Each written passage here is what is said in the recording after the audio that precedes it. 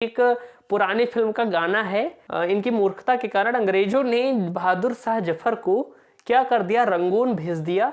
तो जीनत महल कहती हैं कि मेरे पिया गए रंगून, वहां से किया है टेलीफोन, तुम्हारी याद सताती है। नमस्कार, आदाब, सत श्री अकाल। कैसे हैं आप सभी? आप सभी का स्वागत है आज की इस क्लास में। और सबसे पहले आप सभी को नव वर्ष की हार्दिक शुभकामनाएं। जैसा कि आप जानते हैं आज 1 जनवरी 2025 है, तो सबसे पहले आप सभी को नव वर्ष की हार्दिक शुभकामनाएं। हमेशा आप सभी हंसते रहिए, मुस्कुराते रहिए और मन लगाकर पढ़ाई करते रहिए। भगवान से यही प्रार्थना है कि इस वर्ष आप अपने लक्ष्य को प्राप्त करें, जो कुछ आपने सपना देख रखा है वो आपका पूरा हो और आप टेंशन फ्री होकर मेहनत करते रहिए। क्योंकि अगर आप मेहनत करेंगे तो मेहनत का फल जरूर मिलता है। थोड़ा देरी हो सकती है, लेकिन अगर आप निस्वार्थ होकर एकदम मन लगाकर मेहनत करेंगे तो सफलता जरूर मिलेगी। तो चलिए शुरुआत करते हैं। एक बार फिर से आप सभी को नव वर्ष की हार्दिक शुभकामनाएं। अगर मैं बात करूं आज की क्लास की, तो आज की क्लास का टॉपिक होने वाला है 1857 की क्रांति। पिछली 2 वीडियो से हम इसी पर चर्चा कर रहे हैं। पिछली 2 वीडियो में हमने यह जाना कि 1857 की क्रांति के कारण कौन कौन से थे। मैंने आपको उसमें बताया 1857 की क्रांति के पूर्व के कारण, जैसे कि आर्थिक कारण, प्रशासनिक कारण, सैनिक कारण, धार्मिक कारण, इन सब के बारे में बताया। और फिर दूसरे वीडियो में मैंने आपको बताया था 1857 की क्रांति की तात्कालिक कारण के बारे में। लेकिन आज हमारा मेन टॉपिक है 1857 की क्रांति का प्रोसेस। यानी कि आज हम जानेंगे कि इस क्रांति में किन किन शासकों ने भाग लिया था, इस क्रांति को किस तरह अंग्रेजों ने दबाया, इस क्रांति के असफलता के कारण क्या थे, इन सब के बारे में हम जानने वाले हैं। तो बेहतर तरीके से इस क्लास को आप सभी देखिएगा। आप किसी भी एग्जाम की तैयारी कर रहे हैं, चाहे वो एसएससी का एग्जाम हो, चाहे रेलवे का एग्जाम हो, अगर उसमें इतिहास पूछा जाता है तो यह वीडियो आपके लिए बहुत ही महत्वपूर्ण होने वाली है। मैं पिछली 2 क्लासेस की लिंक डिस्क्रिप्शन बॉक्स में डाल दूंगा। जो स्टूडेंट्स नए हैं वो वीडियो भी देख लीजिएगा। और मेरे टेलीग्राम चैनल की भी लिंक नीचे दी गई है, उसे आप ज्वाइन कर लीजिए। क्योंकि आज मैं शाम को इससे रिलेटेड कुछ क्विज वहां पर मैं दूंगा। यानी कि जो टॉपिक मैं पढ़ाऊंगा उससे रिलेटेड क्विज वहां पर दिया करूंगा, जिससे आपका रिवीजन हो जाया करेगा। चलिए शुरुआत करते हैं 1857 की क्रांति की। कि अब हम जानेंगे, हमने महत्वपूर्ण चीजें सारी जान ली हैं। मैं एक बार आपको रिवाइज करा देता हूं। पिछली कक्षा में हमने जाना था कि 1857 की क्रांति के तात्कालिक कारण क्या थे। तो तात्कालिक कारण में यह था कि अंग्रेजों के द्वारा बेस फील्ड राइफल की जगह इनफील्ड राइफल का प्रयोग किया गया था। यानी कि बंदूक बदल दी गई थी। एक नई तकनीक वाली बंदूक आई थी जिसका नाम था इनफील्ड राइफल। अब इस राइफल में क्या था कि इसकी जो कारतूस थी उसमें गाय तथा सुअर की चर्बी लगी होती थी।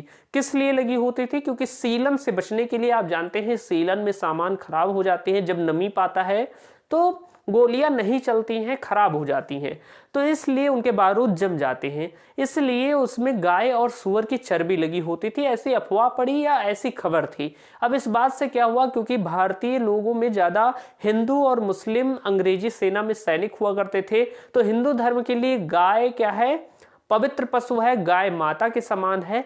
जबकि मुस्लिम धर्म में जो सुअर है वो वर्जित है, यानी कि इस्लाम में सुअर वर्जित है। तो इनसे क्या हुआ कि दोनों धर्मों की भावनाएं आहत हुई और इसके पश्चात कुछ विद्रोह चालू हुए। तो इसमें विद्रोह करने वाले थे मंगल पांडे। मंगल पांडे जो कि बैरकपुर छावनी में 34 नेटिव इन्फेंट्री के सैनिक थे, वहां पर उन्होंने विद्रोह किया, विरोध किया कि मैं इस कारतूस का प्रयोग नहीं करूंगा। अंग्रेजों ने उन पर दबाव बनाया कि नहीं करना ही है। बस उन्होंने बंदूक की गोली लोड कर लेफ्टिनेंट ह्यूज और लेफ्टिनेंट बाग को उसी वक्त गोली से मार दिया और उनकी मृत्यु हो गई। इसी के कारण मंगल पांडे जी को 8 अप्रैल 1857 को फांसी की सजा बैरकपुर छावनी में सुनाई गई और फांसी भी दे दी गई बीचों बीच में सैनिकों के मध्य में। इस बात से सैनिकों में बहुत ज्यादा विद्रोह हुआ, क्योंकि विरोध करने लगे, क्योंकि मंगल पांडे को अंग्रेजों ने फांसी दे दी थी। इससे विद्रोह की भावना और ज्यादा तेज फैली। अब क्योंकि मंगल पांडे जो थे वो उत्तर प्रदेश के बलिया जिले के रहने वाले थे, तो उत्तर प्रदेश में इस घटना का बहुत ज्यादा प्रभाव पड़ा। अब क्योंकि जो एक 1857 की ये जो क्रांति थी, इसमें जो तात्कालिक कारण था उसमें जैसे मंगल पांडे जी थे, यानी कि ब्राह्मण थे, यानी कि मुख्य रूप से इस क्रांति का जो तात्कालिक कारण था वो ब्राह्मणों और राजपूतों, यानी कि ब्राह्मण और जो राजपूत होते हैं उनके द्वारा उत्पन्न किया गया था। अब जब ये होता है तो यहाँ पर उत्तर प्रदेश के जितने भी सेनानी होते हैं अंग्रेजी सेना में वो भड़क जाते हैं। तो इसका प्रभाव भी उत्तर प्रदेश में देखने को मिलेगा और उत्तर प्रदेश की ही मेरठ छावनी से पहला विद्रोह भी देखने को मिलेगा। तो अब हम यहाँ से स्टार्ट करेंगे। मैंने पिछली सारी कक्षाओं की सारी बातें थोड़े से शब्दों में आपको समझा दी है, तो उम्मीद है इतनी चीजें आपको समझ में आ गई होंगी, क्योंकि गाय और सुअर की चर्बी का प्रयोग था कारतूस में, यही बना था तात्कालिक कारण। और इस तात्कालिक कारण के कारण मंगल पांडे जी को फांसी गई थी और इसी के कारण 1857 की क्रांति को चिंगारी मिली और यह क्रांति हुई। तो अगर मैं बात करूं जब मंगल पांडे जी को 8 अप्रैल, हम यहां से शुरू करते हैं कि मंगल पांडे को 8 अप्रैल, आप लिखेंगे कि मंगल पांडे को 8 अप्रैल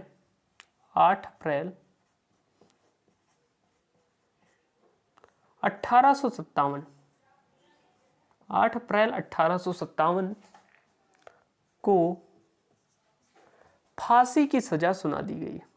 8 अप्रैल 1857 को बैरकपुर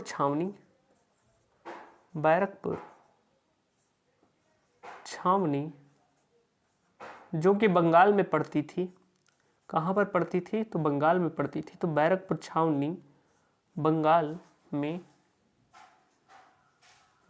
में फांसी की सजा सुना दी गई। फांसी की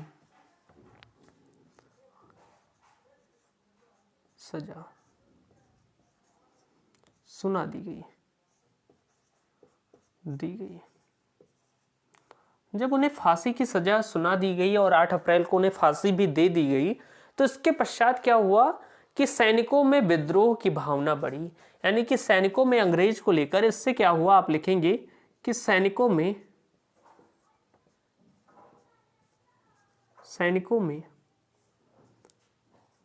EIC के विरुद्ध, EIC यानी कि ईस्ट इंडिया कंपनी के विरुद्ध, EIC के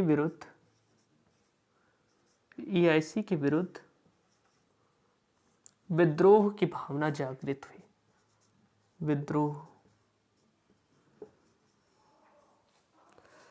की भावना जागृत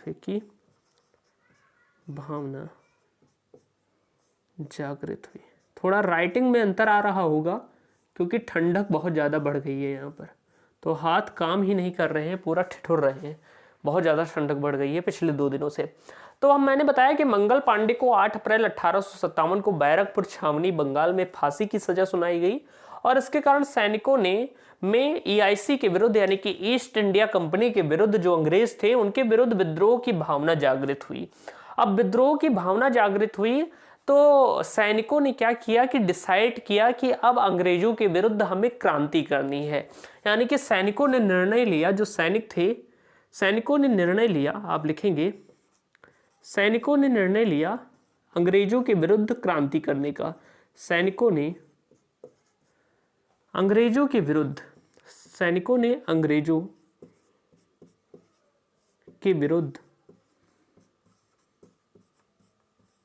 क्रांति करने का निर्णय लिया।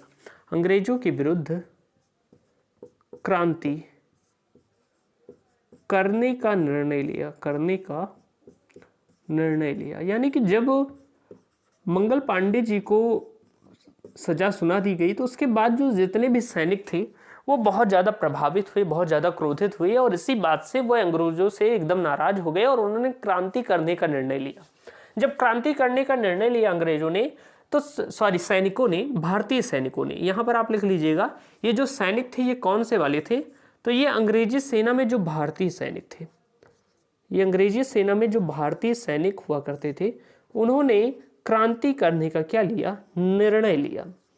अब भैया जब ये निर्णय इन्होंने लिया, अब मैंने आपको बताया था तकनीकी कारण में कि इस समय तक रेल चलने लगी थी, रेलगाड़ी, डाक भी चलने लगा था और न्यूज़पेपर भी छपने लगे थे, तो इससे और भी एकजुटता आई और इससे क्रांति थोड़ा ज़्यादा प्रभावशाली हो पाई, क्योंकि ये घटना तो बंगाल में हुई थी लेकिन यहाँ तक जल्दी उसकी सूचना पहुंची और सैनिक एकत्रित हो गए। ओके, तो इसी कारण क्या हुआ, जो भारतीय सैनिक थे इन्होंने अंग्रेजों के विरुद्ध क्रांति करने का निर्णय लिया और भारतीय सैनिकों के द्वारा क्रांति करने की तिथि क्या डिसाइड की गई, तो आप कहेंगे क्रांति करने की तिथि 30 मई 1857 को डिसाइड की गई।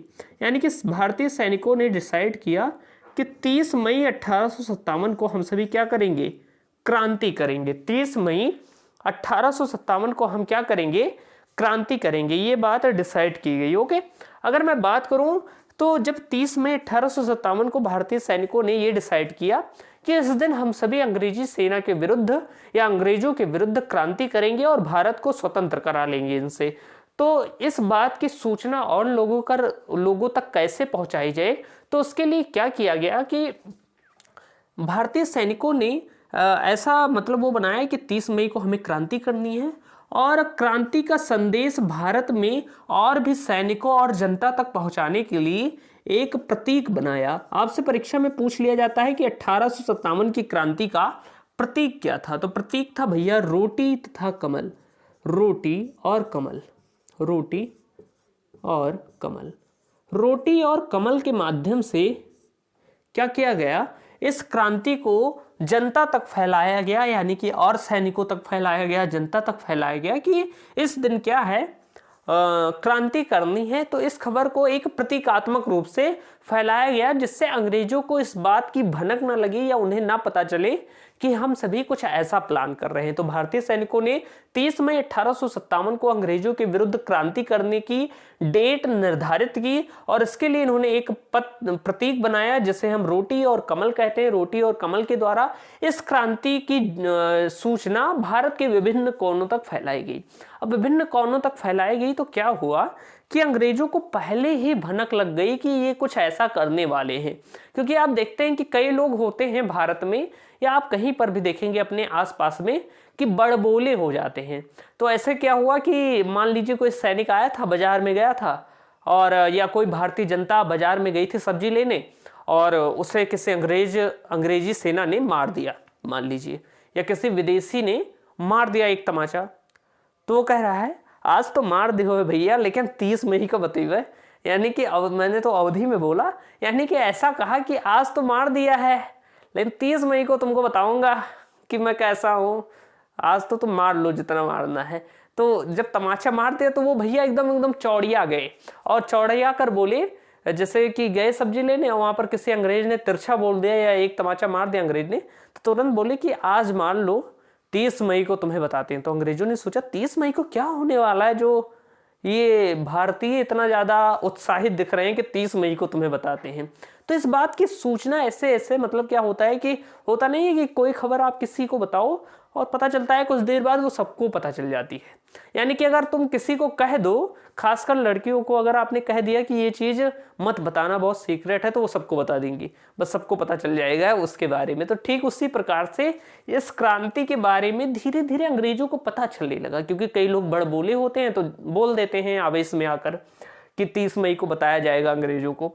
अब इस बात से क्या हुआ कि जब भारतीय सैनिकों को ये पता चला कि ये बात धीरे धीरे क्या हो रही है, फैलने लग रही है। अब जब फैल जाएगी तो अंग्रेज पहले ही सतर्क हो जाएंगे और जब सतर्क हो जाएंगे तो उनके पास तो सेना भी है, हथियार भी हैं आधुनिक, तो ये क्रांति उतना अच्छे से काम नहीं करेगी। तो इसी कारण क्या होता है कि डेट तो 30 मई 1857 को निर्धारित की जाती है, लेकिन ये क्रांति पहले ही हो जाती है। कब हो जाती है भैया, तो ये क्रांति हो जाती है 10 मई को ही। ये क्रांति 10 मई को ही हो जाती है। आप कहेंगे कि इस क्रांति की शुरुआत यहां पर आप लिख लीजिए कि यह निर्धारित की गई थी, यह निर्धारित की गई थी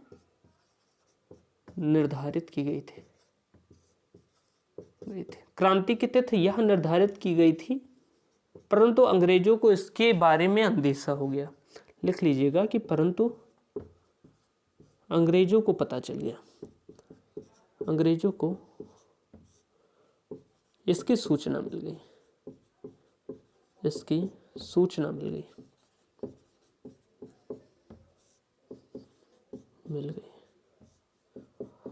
और जब इसकी भैया सूचना मिल गई अंग्रेजों को, तब क्या हुआ कि 10 मई, तो भारतीय सैनिकों ने ऐसा मतलब अचानक क्या किया कि 10 मई को ही पहली क्रांति की शुरुआत हुई। और 10 मई 1857 को क्या होता है कि इस क्रांति का पहला हमला होता है, जो 1857 की क्रांति है, क्योंकि 30 मई को निर्धारित की गई थी लेकिन अंग्रेजों को पहले पता चल गया, तो क्रांति पहले ही करनी पड़ी। तो 10 मई 1857 को मेरठ की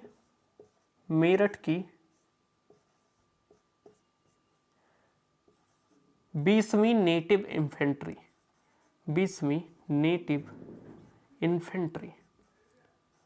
इन्फेंट्री, मैंने बताया था इन्फेंट्री मिस क्या होता है, तो इन्फेंट्री मिस होता है पैदल सैनिक, कैवलरी मिस होता है घुड़सवार सैनिक, और इन्फेंट्री मिस होता है पैदल सैनिक। मैंने कल की वीडियो में ही बताया था, मतलब इसके पहले वाली वीडियो में।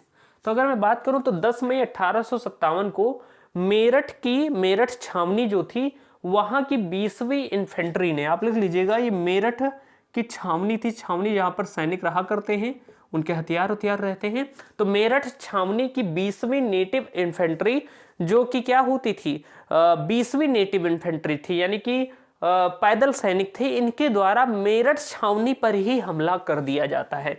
इनके द्वारा क्या किया जाता है, मेरठ छावनी पर हमला किया जाता है, मेरठ छावनी पर हमला किया जाता है, मेरठ छावनी पर हमला किया जाता है, हमला किया जाता है, किया जाता है, किया जाता है, तथा इनके द्वारा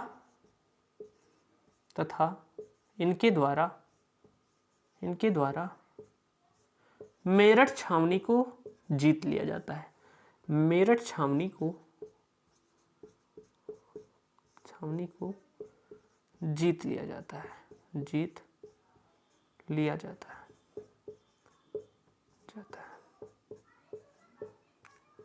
यानी कि जो ये सैनिक थे, इन्होंने जो मेरठ छावनी की 20वीं नेटिव इन्फेंट्री के सैनिक थे, इनके द्वारा मेरठ छावनी पर ही हमला किया जाता है और इन्होंने मेरठ छावनी को जीत लिया।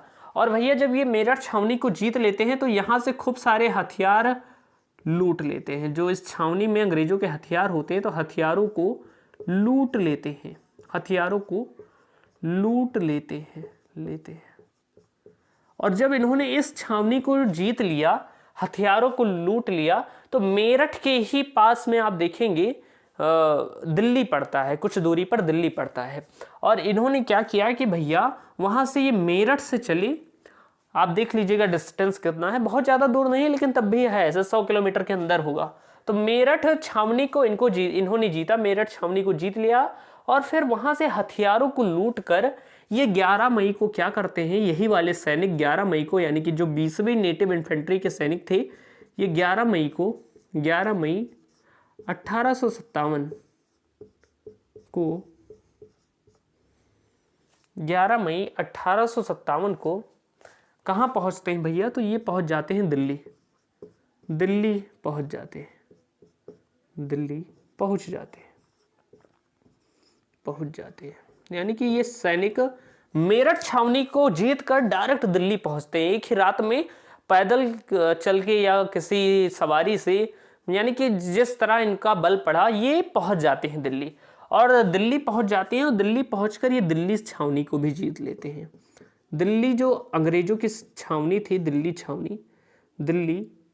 छावनी को जीत लेते हैं, दिल्ली सैनिक छावनी आप कह सकते हैं, दिल्ली सैनिक छावनी को जीत लेते हैं, जीत लेते हैं। अब भैया ये दिल्ली पहुंच जाते हैं, उसी रात इतना ज़्यादा जोश होता है और तुरंत दिल्ली छावनी को भी अचानक हमला करते हैं और उसे जीत लेते हैं, हथियारों को लूट लेते हैं। और जब इन सैनिकों ने दिल्ली छावनी को जीत लिया तो उस समय आप जानते हैं कि भारत में जो मुगल बादशाह हुआ करते थे, वो तो नाम के ही बादशाह थे, सारी चीज़ें तो अब ऐसे ही नियंत्रित करता था, लेकिन जो बादशाह थे, मुगल बादशाह बहादुर शाह जफर, उनको ये सैनिक अपना नेता घोषित कर देते हैं। यानी कि दिल्ली पहुंचकर इन सैनिकों ने क्या किया, दिल्ली पहुंचकर इन सैनिकों ने मुगल बादशाह मुगल बादशाह बहादुर शाह जफर, बहादुर शाह जफर को विद्रोह का नेता घोषित कर दिया, विद्रोह का नेता घोषित कर दिया, घोषित कर दिया। कहा जाता है कि बहादुर शाह जफर तैयार भी नहीं थे नेता बनने को, लेकिन सैनिकों ने इतना ज्यादा उत्साहित होकर इन्हें नेता ही घोषित कर दिया। अब जब इन्हें नेता घोषित कर दिया, और बहादुर शाह जफर की उम्र बहुत ज्यादा थी, लगभग 80 साल या 70 साल के करीब थे उस समय, तो एकदम बुढ़े हो चुके थे, लेकिन इन्हें विद्रोह का नेता घोषित कर दिया गया। अब विद्रोह का नेता इन्हें घोषित कर दिया गया, यहां तक सारी चीजें सही चल रही थी। अब गड़बड़ कहां पर होता है भैया? यहाँ पर क्रांति अच्छे तरीके से चल रही थी, लेकिन गड़बड़ कहां पर होती है मैं बताता हूं, इसे इरेज कर फटाफट मैं इसे इरेज करता हूं, फिर मैं बताता हूं कि आखिर गड़बड़ कहां पर हुई। यहाँ पर भी गड़बड़ एक महिला के कारण ही होगी। आप देखेंगे अक्सर जो गड़बड़ होती है, वैसे बहनें बुरा नहीं मानेंगी, लेकिन जो गड़बड़ होती है वो महिलाओं की तरह ही होती है, यानी कि महिलाओं के कारण हो जाती है अक्सर, और वही दिक्कत यहाँ पर भी होगी। देखिएगा आप, मैं इसे इरेज कर दूं अच्छे से, 2 मिनट रुकिए। इस क्रांति में भी गड़बड़ कहाँ से होगी? महिला के कारण हो जाएगी एक गड़बड़, उसे मैं बताता हूँ। मैं इसे इरेज करता हूँ, फिर बात करते हैं।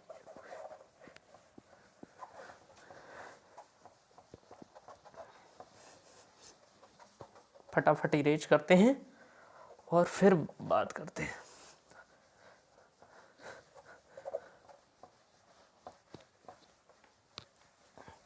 ओके, चलिए यहाँ पर थोड़ा ब्लैक होगा, उसके लिए माफ करिएगा, ये मिट नहीं रहा है, इरेज ही नहीं होता सही से।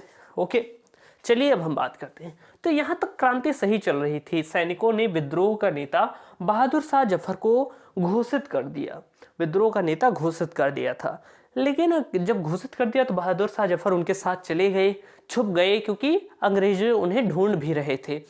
तो क्या होता है कि अंग्रेज क्या करते हैं कि चले जाते हैं बहादुर शाह जफर के महल में, और वहां पर होती है इनकी पत्नी बहादुर शाह जफर की, जिनका नाम है जीनत महल। आप लिखेंगे कि बहादुर शाह जफर की पत्नी का नाम बहादुर शाह, क्या लिखेंगे आप? लिखेंगे बहादुर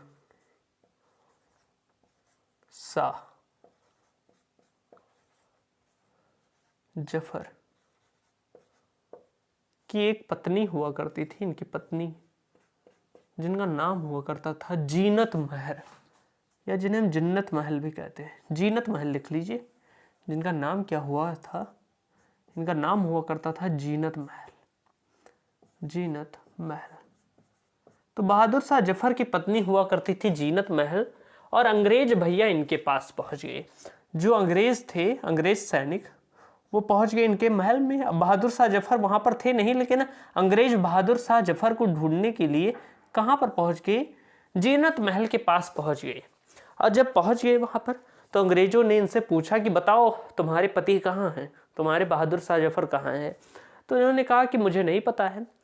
लेकिन फिर अंग्रेजों ने इन्हें डराया, धमकाया कि मतलब बता दो तब छोड़ देंगे तुम्हारे पति को, ये कर देंगे, वो कर देंगे। कहा इनसे कि तुम अपने पति का पता बता दो तो मैं उन्हें कुछ नहीं कहूँगा, सैनिकों को पकड़ लूँगा, उन्हें छोड़ दूंगा। अब जीनत महल इसी में क्या हो गई, चालाकी समझ नहीं पाई अंग्रेजों की, और इन्होंने सारी पोल पट्टी खोल दी। इसलिए कहा जाता है कभी लड़कियों से कुछ बताना नहीं चाहिए। क्या हो गया कि इन्होंने बोल दिया कि कहाँ पर हैं बहादुर शाह जफर। अब इन्होंने ही पूरी क्रांति को एकदम चौपट कर दिया, यानी कि जो चीजें अच्छी चल रही थी, क्रांति सही चल रही थी, इन्होंने बता दिया कि बहादुर शाह जफर कहाँ हैं, सैनिक कहाँ पर छुपे हुए हैं। और ये जैसे ही बताया, अंग्रेज उनके पास पहुंचे और उनको कैद कर लिया, और क्रांति लगभग आधी यहीं पर ध्वस्त हो गई। यानी कि दिक्कतें आ गई, जो शुरुआती में अगर ये नहीं बताती पता तो हो सकता था क्रांति सफल हो जाती।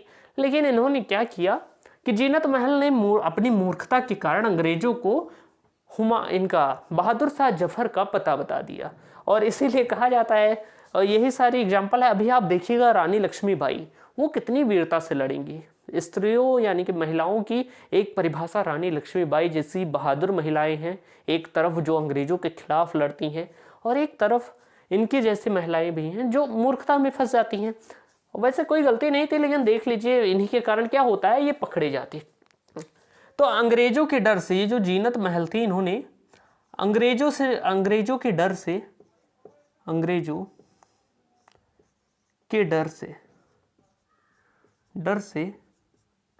जफर, मैं शॉर्ट में लिख देता हूं, आप लिख लीजिएगा, बहादुर शाह जफर का पता बता दिया।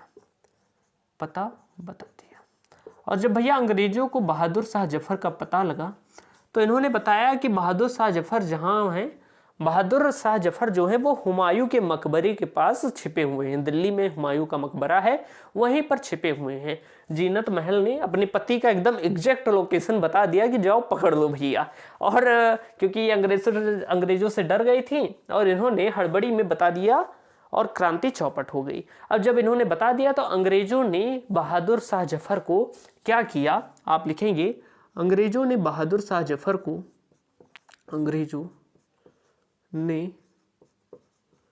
बहादुर शाह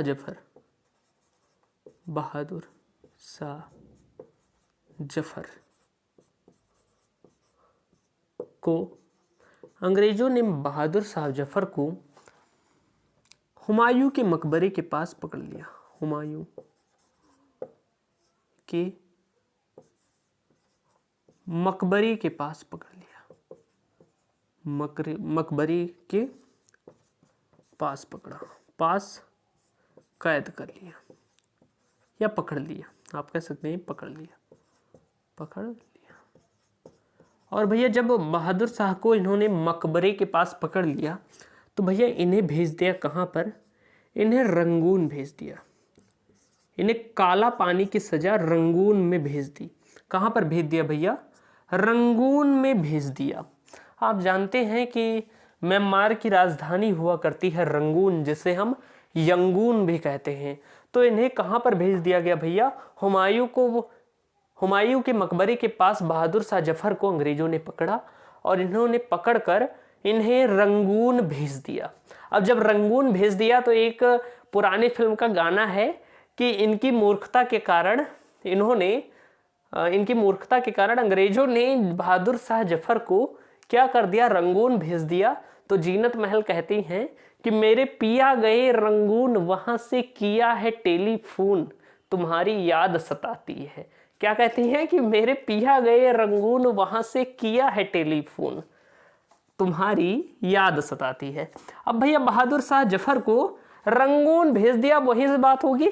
मूर्खता के कारण क्या हुआ कि सारा चीज चौपट हो गया। यहाँ पर अब चौपट हो गया और रंगून में ही क्या होता है कि 1862 में इनकी मृत्यु भी हो जाती है। ये जान लीजिए कि 1862 में मृत्यु हो जाती है बहादुर शाह जफर की, और ये कहानी यहीं पर खत्म हो जाती है।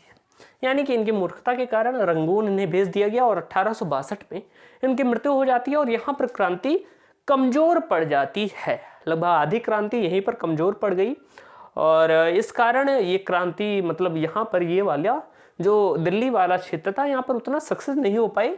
सारी चीजें सही चल रही थी, लेकिन जीनत महल ने जो पता बता दिया, इससे क्या हुआ, ये दोनों पकड़े गए, ये लोग पकड़े गए। अगर मैं बात करूं इसके बाद, तो इस विद्रोह को किसने दबाया था, ये परीक्षा में पूछ सकता है कि जो दिल्ली वाला विद्रोह था, दिल्ली से कौन नेतृत्व कर रहा था, तो आप कहेंगे भैया दिल्ली से इस विद्रोह का नेतृत्व बहादुर शाह जफर कर रहे थे, क्योंकि सैनिकों ने इन्हें विद्रोह का नेता घोषित किया था। तो बहादुर शाह जफर कर रहे थे इसका नेतृत्व। कहाँ से भैया, तो दिल्ली से नेतृत्व कर रहे थे।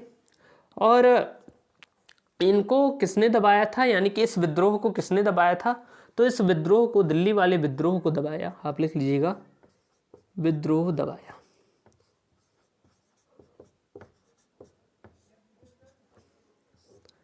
कर्नल, अंग्रेज के कर्नल हुआ करते थे, कर्नल निकलसन और हडसन, निकलसन और कर्नल हडसन।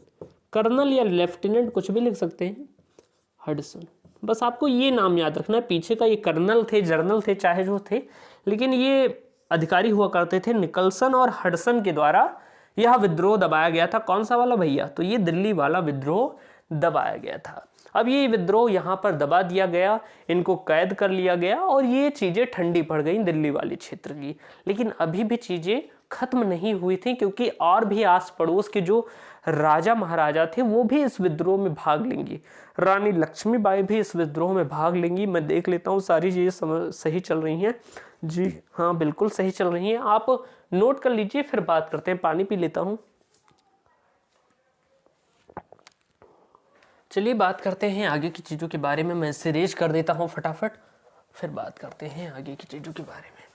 आई होप आपको सारी चीज़ें समझ में आ रही होंगी। बीच बीच में मजाक भी करता चलता हूँ, कोशिश कर रहा हूँ, तो उससे सीरियस मत लीजिएगा। लेकिन चलिए, अच्छे तरीके से समझना है। मेन चीज़ हमें समझना है सारी चीज़ें, तो जैसे हमें समझ में आएगी। अब इस बात से आपको ध्यान रहेगा हमेशा कि जो लड़कियां होती हैं वो दिक्कत कभी कभी कर देती हैं, यानी कि सबको बता देती हैं सारी चीज़ें ना, तो उससे दिक्कत हो जाती है।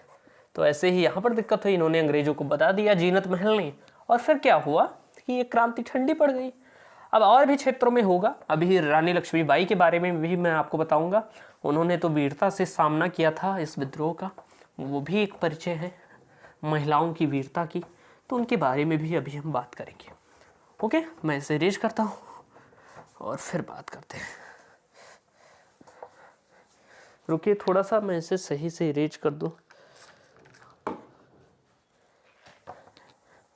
ये ब्लैक सा आ जाता है तो समझ में नहीं आता सारी चीज़ें। चलिए बात करते हैं आगे की चीज़ों के बारे में। थोड़ा दिक्कत हो जाती है लिखने में, यहाँ स्क्रैच बॉल लग गए ना, तो इससे क्या होता है कि साफ नहीं होता अच्छे से। वैसे मैं एडिटिंग से इसे साफ करने की कोशिश करूँगा। चलिए अब हम बात करते हैं आगे की चीज़ों के बारे में। तो भैया बहादुर शाह जफर यहाँ पर पकड़ गए। फिर इसके बाद क्या होता है, इसके बाद और भी शासक जो थे उन्होंने विद्रोह में भाग लेना शुरू किया। इसका एग्जाम्पल आप देखेंगे कि 4 जून, ये कब हुआ था भैया? तो 11 मई को पहुंचे थे, तो ये जब तक चला, फिर इसके कुछ दिन बाद, यानी कि मई चल रहा था, जून में आप देखेंगे कि जब ये सभी पकड़े उकड़े जाते हैं, तो 4 जून 1857, 4 जून 1857 को अवध से, अवध यानी कि जो हमारा लखनऊ का क्षेत्र है, अवध यानी कि लखनऊ से बेगम हजरत महल ने विद्रोह की घोषणा कर दी। यानी कि 4 जून 1857 को अवध से बेगम हजरत महल, जो यहाँ की शासिका हुआ करती थी, एक तरीके से आप कह सकते हैं, शासिका नहीं लेकिन शासक की पत्नी हुआ करती थी, बेगम हजरत महल। क्या नाम था? बेगम हजरत महल। लेकिन इनका राज्य छीन लिया गया था, इसलिए इन्होंने भाग लिया था। बेगम हजरत महल, बेगम हजरत महल। तो 4 जून 1857 को अवध से बेगम हजरत महल ने इस क्रांति का नेतृत्व किया, इस क्रांति का नेतृत्व किया, यानी कि 1857 की क्रांति का नेतृत्व किया और अवध से अंग्रेजों के विरुद्ध विद्रोह छेड़ दिया। यानी कि 4 जून 1857 को अवध यानी कि लखनऊ से बेगम हजरत महल ने अंग्रेजों के विरुद्ध विद्रोह छेड़ दिया और यहां से 1857 की क्रांति का नेतृत्व किया। यानी कि बहादुर शाह जफर के गिरफ्तार हो जाने के बाद क्रांति खत्म नहीं हुई थी, क्रांति अभी और चलेगी और भी शासक इसमें भाग लेंगे। तो यहाँ पर बेगम हजरत महल ने क्या किया? क्रांति का नेतृत्व किया। भैया इसका कारण क्या था? आखिर क्या कारण था कि इन्होंने क्रांति में भाग लिया? तो इनका कारण ये था भैया कि जो ये हजरत महल थी, बेगम हजरत महल जो थी, इनके पत्नी का नाम, सॉरी इनके पति का नाम था, बेगम हजरत महल के पति का नाम हुआ करता था वाजिद अली शाह, वाजिद अली शाह, वाजिद अली आप कह सकते हैं, या वाजिद अली शाह। तो इनके पति का नाम हुआ करता था वाजिद अली। और वाजिद अली की अगर मैं बात करूं, ये अवध के क्या हुआ करते थे? तो ये अवध के नवाब हुआ करते थे, वाजिद अली शाह। और वाजिद अली शाह की अगर मैं बात करूं, लिख लीजिए वाजिद अली शाह, अवध के नवाब हुआ करते थे। तो वाजिद अली शाह से क्या किया गया कि इन पर कुशासन का आरोप लगाकर इन पर अंग्रेजों ने क्या किया, कुशासन का आरोप लगाया। अंग्रेजों ने इन पर कुशासन का आरोप लगाया। अंग्रेजों ने इन पर क्या लगाया भैया, तो अंग्रेजों ने इन पर कुशासन का आरोप लगाया। और जब हजरत महल के पति, इनके क्या थे भैया, ये पति थे, पति हुआ करते थे। ये कौन होते, तो ये भैया अवध के नवाब थे, अवध के नवाब हुआ करते थे, नवाब हुआ करते थे वाजिद अली शाह, नवाब वाजिद अली शाह। और इन पर कुशासन का आरोप लगाया गया कि ये अच्छे से शासन नहीं कर पा रहे हैं, और कुशासन का आरोप लगाकर इन्हें गिरफ्तार कर लिया गया। और वहीं पर वाजिद अली शाह की मृत्यु भी हो गई थी, और अवध को और इनके महल को भी छीन लिया गया। यानी कि जो अवध राज्य था इनसे छीन लिया गया, इनके पति को बंदी बनाकर कैद कर लिया गया, और वहीं पर बेगम हजरत महल के पति वाजिद अली शाह की मृत्यु भी हो गई। तो इस बात से बहुत ज़्यादा क्रोधित थी, नाराज थी और दुखी थी बेगम हजरत महल, और वह अपना राज्य पुनः प्राप्त करने के लिए उन्होंने इस विद्रोह में भाग लिया था। इसलिए कहा जाता है कि जो 1857 की क्रांति थी, इसमें कोई राष्ट्रवाद यानी कि राष्ट्रवाद की भावना नहीं थी। कोई भारत राष्ट्र के लिए नहीं लड़ रहा था, सभी अपने क्षेत्र के लिए लड़ रहे थे। और यही कारण होगा कि यह क्रांति असफल भी होगी। क्यों असफल होगी भैया, क्योंकि इसमें सबका कोई ना कोई स्वार्थ छिपा था।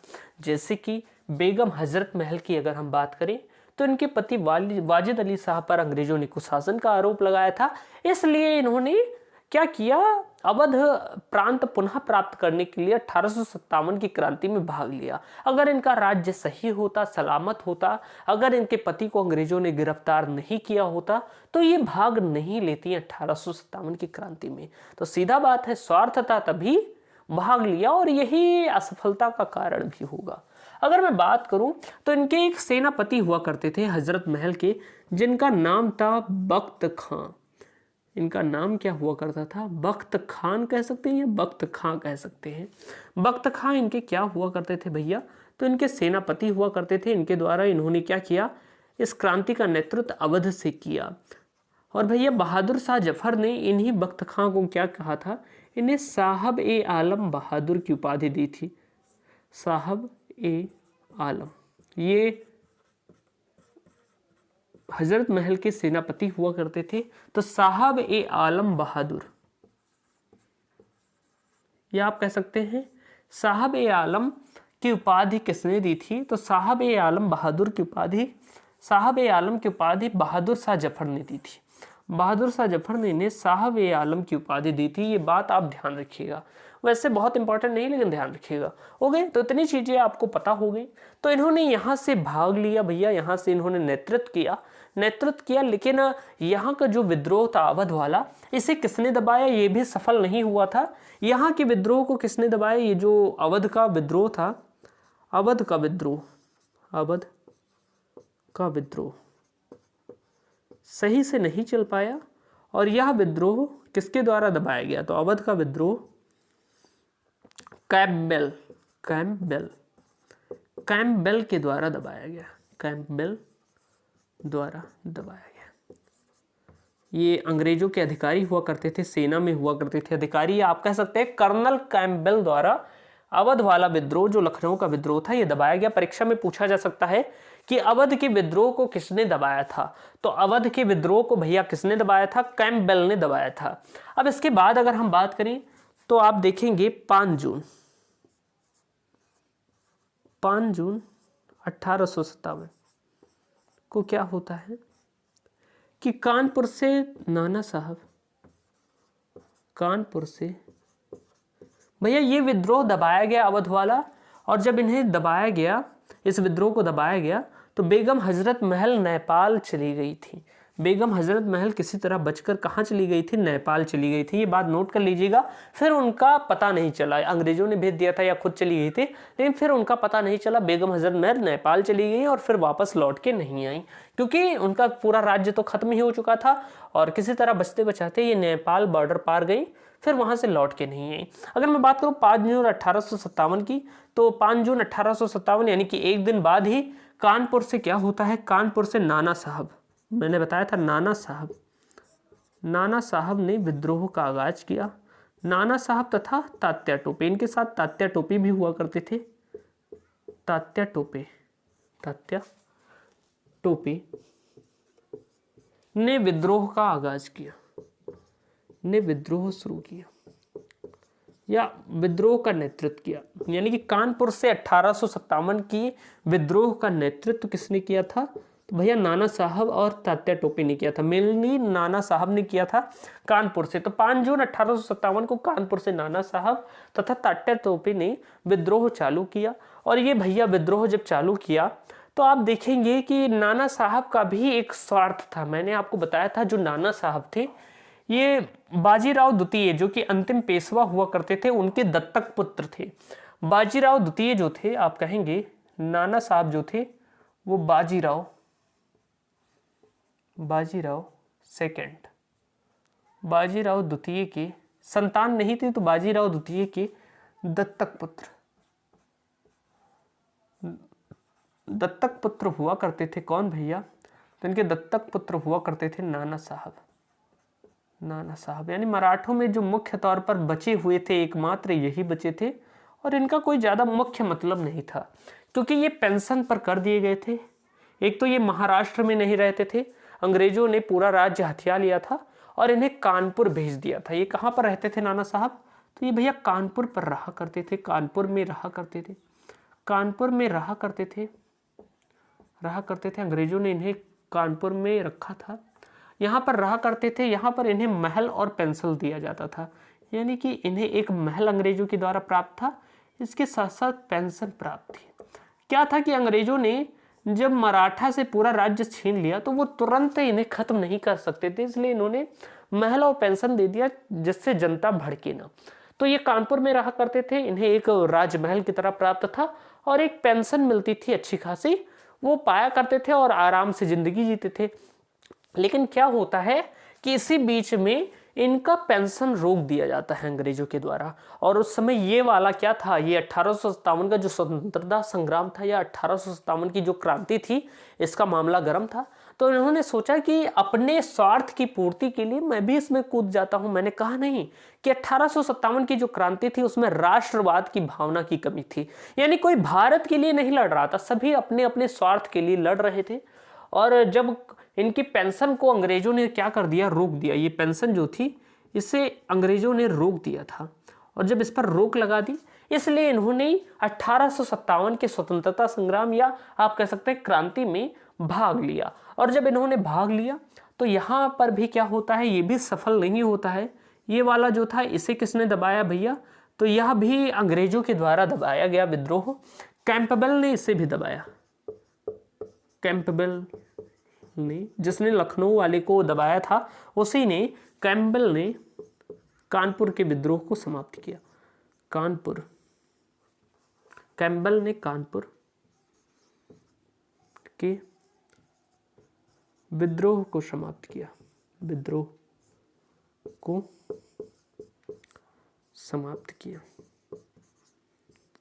किया तथा नाना साहब को गिरफ्तार भी कर दिया, तथा नाना साहब को गिरफ्तार कर लिया।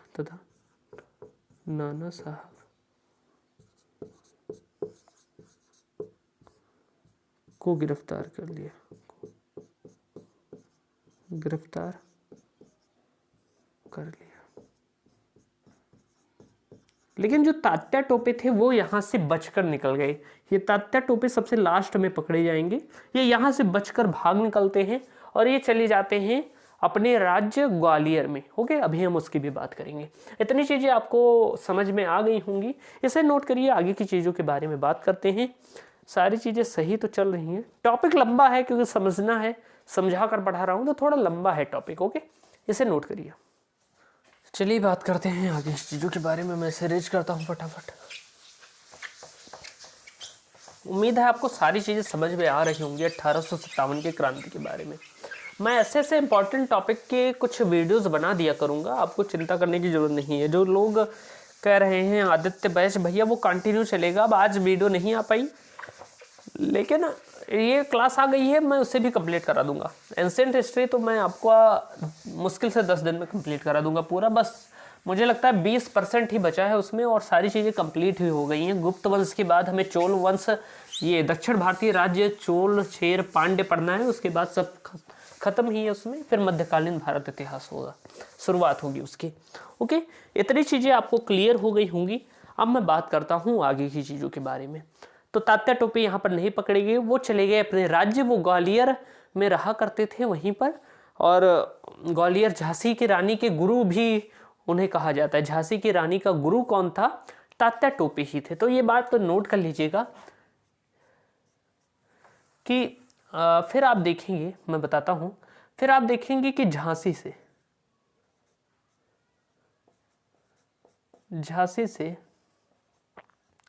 1857 की क्रांति का नेतृत्व, झांसी से 1857 की क्रांति का नेतृत्व मनुबाई करती हैं। कौन करता है भैया? नेतृत्व मनुबाई करती हैं, मनुबाई। ये भैया मनुबाई कौन था? तो मनुबाई रानी लक्ष्मीबाई का ही नाम था। रानी लक्ष्मीबाई, रानी लक्ष्मीबाई का नाम था, उपनाम आप कह सकते हैं, या बचपन का नाम मनुबाई हुआ करता था। तो 1857 की क्रांति का नेतृत्व झांसी से मनुबाई ने किया। थोड़ा हम जान ले परिचय मनुबाई के बारे में, तो थोड़ा, क्योंकि एग्जाम में इनसे प्रश्न पूछा जा सकता है, तो इनके बारे में अगर हम जान ले कि आखिर मनुबाई कौन था। तो मनुबाई जो थी ये रानी लक्ष्मीबाई ही थी, महारानी लक्ष्मीबाई, जिन्होंने अपनी वीरता शौर्यता को दिखाया और अंग्रेजों के विरुद्ध खूब अच्छे से लड़ी, अंतिम सांस तक लड़ी। तो अगर मैं बात करूं रानी लक्ष्मीबाई की या महारानी लक्ष्मीबाई की, तो मनुबाई जो थी वो वाराणसी की रहने वाली थी। वाराणसी की रहने वाली थी। वाराणसी जो कि उत्तर प्रदेश में पड़ता है, बनारस आप सभी जानते होंगे, काशी कह सकते हैं। तो वाराणसी उत्तर प्रदेश की रहने वाली थी, वाराणसी यूपी की रहने वाली थी मनुबाई। लेकिन जो मनुबाई थी, इनका विवाह, मनुबाई या आप कह सकते हैं लक्ष्मीबाई, मनुबाई या हम कह सकते हैं लक्ष्मीबाई, मनुबाई या हम कह सकते हैं लक्ष्मीबाई का विवाह, इनका विवाह भैया, इनका विवाह हुआ था ग्वालियर के राजा से। इनका विवाह ग्वालियर के शासक से हुआ था। ग्वालियर के शासक, ग्वालियर जो कि मध्य प्रदेश में पड़ता है, ग्वालियर के शासक गंगाधर राव नेवलकर। ग्वालियर के शासक कौन थे? गंगाधर राव नेवलकर। गंगाधर राव नेवलकर हुआ करते थे। तो गंगाधर राव जो थे, राजा गंगाधर राव हम कह सकते हैं, इनके साथ महारानी लक्ष्मीबाई का विवाह हुआ था। और जब विवाह हुआ इनके साथ, तो ये वहाँ की महारानी बन गई, इसलिए इन्हें महारानी लक्ष्मीबाई कहा गया। लेकिन फिर क्या होता है कि इनके पति की क्या हो जाती है? मृत्यु हो जाती है। पति की मृत्यु हो जाती है और महारानी लक्ष्मीबाई की कोई संतान नहीं होती है। इनकी कोई संतान नहीं होती है, पति की मृत्यु हो जाती है। तो इन्होंने एक पुत्र लिया था, दत्तक पुत्र, एक दत्तक पुत्र लिया था। और अगर मैं बात करूं दत्तक पुत्र की, तो आप उस समय जानते होंगे कि लाल डलहौजी जो था, मैंने बताया था प्रशासनिक कारण में, जब आप पहला वीडियो देखेंगे तो लाल डलहौजी के राज्य हड़प नीति के कारण क्या था कि उसने कहा था कि अगर किसी भी शासक की स्वयं की संतान नहीं है तो उसके बाद उसका पूरा राज्य अंग्रेजी सत्ता का हो जाएगा। और उसने कहा था कि दत्तक पुत्र को शासक नहीं माना जाएगा। इसी बात से क्या था? विद्रोह हुआ था, क्योंकि रानी लक्ष्मीबाई की भी अगर हम बात करें तो इनका भी थोड़ा स्वार्थ निहित था, क्योंकि इनका जो झांसी था वो अंग्रेज हड़प लेना चाहते थे, हड़प लिए थे लगभग। तो जब हड़प लिए थे इसलिए इन्होंने विद्रोह किया था, वो हड़पना चाहते थे, क्योंकि उन्होंने ऐसा रूल बना दिया था कि जो दत्तक पुत्र है यानी कि गोद लिया पुत्र वो शासक नहीं बनेगा, जो राजा की स्वयं की संतान है वही शासक बनेगी। अब क्योंकि गंगाधर राव नेवलकर की क्या हो गई थी? मृत्यु हो गई थी। तो उसके पश्चात क्या होता है कि इनकी संतान नहीं होती है, तो इन्होंने एक पुत्र गोद लिया था, दामोदर उसका शायद नाम था पुत्र का। तो उसे शासक बनाना नहीं चाहते थे अंग्रेज, क्योंकि लाल डलहौजी की राज्य हड़प नीति में यही था। इसीलिए रानी लक्ष्मीबाई ने इस विद्रोह में भाग लिया। ये चीज आपको क्लियर हो गई होगी कि क्यों भाग लिया था। ओके तो इन्होंने झांसी से नेतृत्व किया था भैया, झांसी से लक्ष्मीबाई ने नेतृत्व किया था, झांसी से नेतृत्व किया था। और भैया इनके गुरु क्या हुआ करते थे, अगर मैं बात करूं मनुबाई के गुरु कौन थे, तो इनके गुरु का नाम था भैया, मैंने बताया है अभी, इनके गुरु का नाम था तात्या टोपे। तात्या टोपे परीक्षा में कई बार यानी कि एसएससी जैसे एग्जाम्स में पूछ लेता है कि तात्या टोपे जी का पूरा नाम क्या है। ये जो तात्या टोपे जी हैं इनका पूरा नाम क्या है, तो इनका पूरा नाम है रामचंद्र पांडुरंग। रामचंद्र पांडुरंग। आपसे पूछा जाए कि तात्या टोपे जी का पूरा नाम क्या है, तो आप कहेंगे इनका पूरा नाम है रामचंद्र पांडुरंग। ये बात ध्यान रखिएगा कि तात्या टोपे का पूरा नाम क्या है, रामचंद्र पांडुरंग है। ये मनुबाई यानी कि लक्ष्मीबाई के गुरु हुआ करते थे, गुरु थे। तो इन्होंने भैया ये तात्या टोपे जो थे इन्होंने ग्वालियर से नेतृत्व किया था। ग्वालियर ग्वालियर ग्वालियर से 1857 के विद्रोह का नेतृत्व किया। 1857 के विद्रोह का नेतृत्व किया, विद्रोह का नेतृत्व किया। तो उन्होंने कहां से किया भैया विद्रोह का नेतृत्व? ग्वालियर से किया। अब ये जो ग्वालियर था, महारानी लक्ष्मीबाई ग्वालियर की ही महारानी हुआ करती थी। उस समय ग्वालियर की राजधानी आप लिख लीजिएगा झांसी हुआ करती थी। तो झांसी से राजधानी से महारानी लक्ष्मीबाई नेतृत्व कर रही थी और ग्वालियर वाले क्षेत्र से तात्या टोपे नेतृत्व कर रहे थे। लिख लीजिएगा ग्वालियर की राजधानी, ग्वालियर की राजधानी, ग्वालियर की राजधानी झांसी हुआ करती थी। ग्वालियर की राजधानी झांसी हुआ करती थी, ये बात ध्यान रखिए। उस समय ग्वालियर की राजधानी झांसी हुआ करती थी। इतनी चीजें आपको क्लियर हो गई होंगी। अब भैया अगर हम बात करें ये वाला जो विद्रोह था ग्वालियर वाले क्षेत्र का, जहां से लक्ष्मीबाई और तात्या टोपे नेतृत्व कर रहे थे, इसको भी दबा दिया गया था क्योंकि रानी लक्ष्मीबाई की वीर गति को प्राप्त हो गई थी। रानी लक्ष्मीबाई उनकी मृत्यु भी हो गई थी, वीर गति को प्राप्त हो गई थी। लेकिन तात्या टोपे फिर यहाँ से भाग निकले थे किसी तरह, वो तो बहुत बाद में 1859 में वो पकड़े जाएंगे और उनके बाद ये विद्रोह पूरी तरीके से समाप्त हो जाएगा। लेकिन यहाँ पर क्या होता है कि इस क्रांति को, या आप कहेंगे ग्वालियर तथा झांसी, ग्वालियर तथा झांसी के विद्रोह को भी अंग्रेजों द्वारा दबा लिया जाता है और ग्वालियर तथा झांसी के विद्रोह को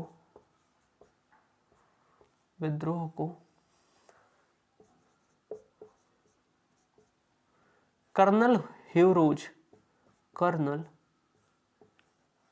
ह्यूरोज, वो ह्यूज थे जिनको मंगल पांडे ने मारा था, उनका नाम ह्यूज था और ये है कर्नल ह्यूरोज।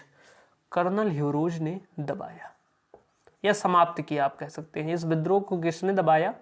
तो कर्नल ह्यूरोज ने दबाया था। इसका भी एक कारण था कि रानी लक्ष्मीबाई जो थी इनके विरुद्ध हो गए थे सिंधिया परिवार। जो सिंधिया लोग थे जिनका नाम था दिनकर राव सिंधिया हुआ करते थे, वो उन्होंने अंग्रेजों का साथ दे दिया था। तो जब कोई गद्दारी कर देता है तो इससे क्या होता है, इससे हो जाता है ये बात कि आप हार जाएंगे, क्योंकि सिंधिया इनके ही खास हुआ करते थे। लेकिन इन्होंने अंग्रेजों का साथ दे दिया था। आप लिख लेंगे कि सिंधिया शासक, सिंधिया परिवार या शासक आप कह सकते हैं, जिनका नाम था दिनकर राव सिंधिया, ने अंग्रेजों का साथ दे दिया था। अंग्रेजों का साथ दे दिया था, अंग्रेजों का साथ दे दिया था और साथ दे दिया। तो जब कोई अपना ही साथ दे देता है तो अंग्रेजों को पहले ही कमजोरियां पता चल गई थी और उन्होंने इस युद्ध को जीत लिया। भारत में यही अक्सर होता आया है कि कोई ना कोई गद्दारी कर देता है और दूसरे लोग फायदा उठा लेते हैं। इतनी चीजें आपको क्लियर होंगी। अगर इसके पश्चात मैं बात करूं तो भैया, अगर मैं बात करूं पटना से किसने विद्रोह का नेतृत्व किया था, तो पटना से आप कहेंगे, पटना से पीर अली नाम के पुस्तक विक्रेता हुआ करते थे। पीर अली नाम के पुस्तक विक्रेता हुआ करते थे। इन्होंने पटना से क्या किया था, 1857 की क्रांति का विद्रोह किया था। पीर अली ने इस क्रांति का विद्रोह पटना से किया था, जो कि बिहार में पड़ता है। और इसको किसने दबाया था भैया? तो आप कहेंगे इसको दबाया था बिसेंट आयर।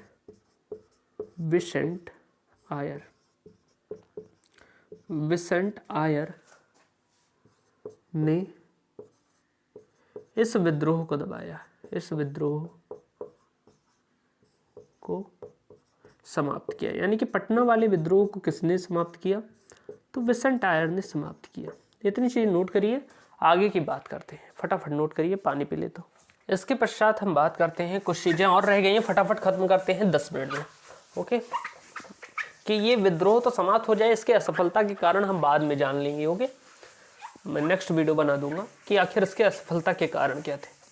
ओके, उसे डिटेल से समझा दूंगा। मैं इसे रेज करता हूँ क्योंकि बड़ा टॉपिक है, अच्छे से समझा रहा हूँ तो टाइम लगेगा। हर चीज लिख भी रहा हूँ ना, अगर पहले से लिख लेता तो हो सकता था जल्दी समझा देता, लेकिन मुझे लिखकर पढ़ाना ज़्यादा अच्छा लगता है। ओके, अगर मैं बात करूँ आगे की चीज़ों के बारे में, तो आप देखेंगे इलाहाबाद से लियाकत अली, इलाहाबाद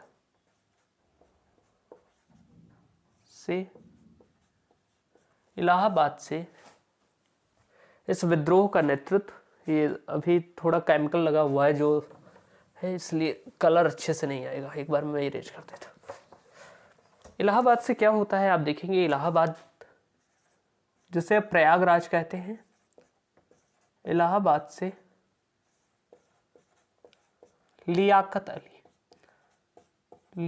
अली ने इस क्रांति का नेतृत्व किया। लियाकत अली ने नेतृत्व किया। आप जान जाइएगा किसका नेतृत्व किया, तो 1857 की क्रांति का नेतृत्व किया। और इस विद्रोह को किसने समाप्त किया था भैया? तो इस विद्रोह को समाप्त किया था कर्नल नील ने। कर्नल नील ने इस विद्रोह को समाप्त किया। कर्नल नील ने इस विद्रोह को भी दबाया।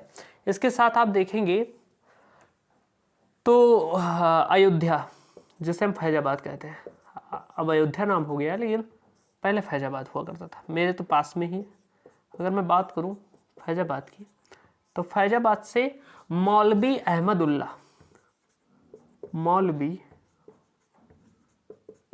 अहमदुल्ला, फटाफट हम लिखेंगे मौलवी अहमद उल्ला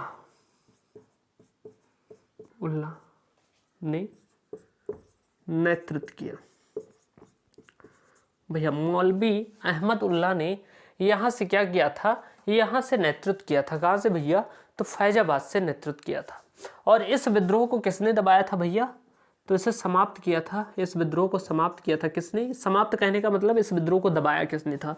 तो ये दबाया था भैया कर्नल रेनल्ड ने। कर्नल रेनल्ड ने इस विद्रोह को शांत किया था।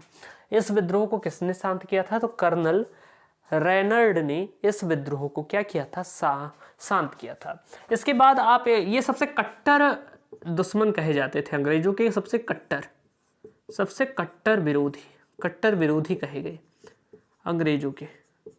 यानी कि सबसे ज्यादा दिक्कत इन्हीं के विद्रोह को दबाते समय हुआ था अंग्रेजों को, कट्टर विरोधी अंग्रेजों के।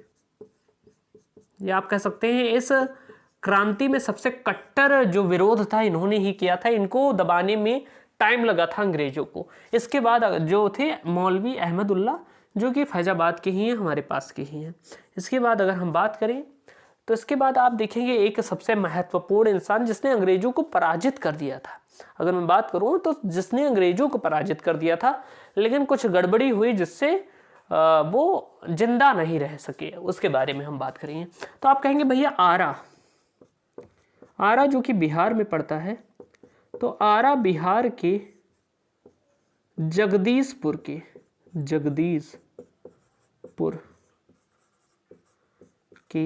वीर कुंवर सिंह, आरा बिहार के जगदीशपुर के वीर कुंवर सिंह थे। वीर कुंवर सिंह ये क्या हुआ करते थे भैया? तो ये जमींदार हुआ करते थे। ये क्या थे भैया? तो एक जमींदार थे और इनकी जमींदारी अंग्रेजों के द्वारा छीन ली गई थी। इनका भी एक स्वार्थ ही था। मैंने कहा नहीं, राष्ट्रवाद की भावना का अभाव था 1857 की क्रांति में। तो आरा बिहार के बिहार के जगदीशपुर के जमींदार हुआ करते थे वीर कुंवर सिंह, इन्होंने 23 अप्रैल 1857 को, कब किया था भैया, तो 23 अप्रैल 1857 को अंग्रेजों के विरुद्ध विद्रोह छेड़ा था। ये पहले ही छेड़ दिए थे, मैंने 4 जून से शुरू किया था, कोई दिक्कत नहीं है। अब हम यहाँ की अलग अलग क्षेत्रों की बात कर रहे हैं तो डेट अलग हो सकती है। तो इन्होंने 23 अप्रैल इन्होंने इन सबसे पहले, यानी कि सबसे पहले शुरू कर दिया था। 23 अप्रैल 1857 को इन्होंने अंग्रेजी कर्नल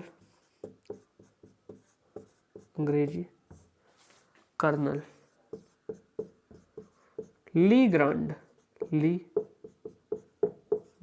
को पराजित कर दिया था।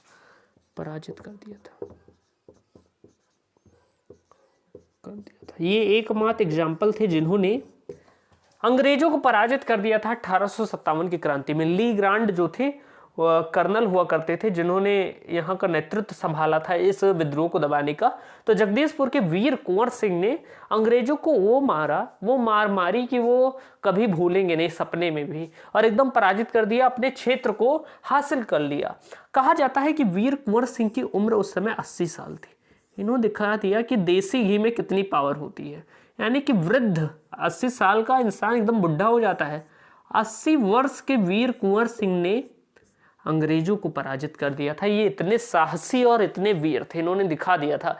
लेकिन क्या होता है, जब ये युद्ध लड़ रहे होते थे, पराजित हो कर देते हैं अंग्रेजों को, तो युद्ध में इनके हाथ में क्या होता है, गोली लग जाता है। और जब गोली लग जाता है तो इन्होंने अपने तलवार से अपने ही हाथ को काट दिया था। यानी कि गोली लग गई, तो गोली लगने से क्या होता है, लगती है तो उसके जहर कह सकते हैं, बारूद से पूरा मतलब इंसान बहुत ज़्यादा दर्द होता है। तो उन्होंने अपने हाथ से ही अपने हाथ को काट दिया था। और इसी कारण क्या होता है, कुछ समय पश्चात वीर कुंवर सिंह की मृत्यु हो जाती है। और जब मृत्यु हो जाती है तो फिर ली ग्रांड जाते हैं और वीर कुंवर सिंह के जो भाई थे, इनके जो भाई थे, जिनका नाम नहीं याद रखना है, इनके भाई थे, इनको गोरखपुर के जेल में डाल दिया अंग्रेजों ने। वीर कुंवर सिंह की मौत हो गई क्योंकि हाथ में गोली लग गई थी। आप लिख लीजिएगा कि जो वीर कुंवर सिंह थे, इनके हाथ में गोली लग गई थी, हाथ में गोली लग गई।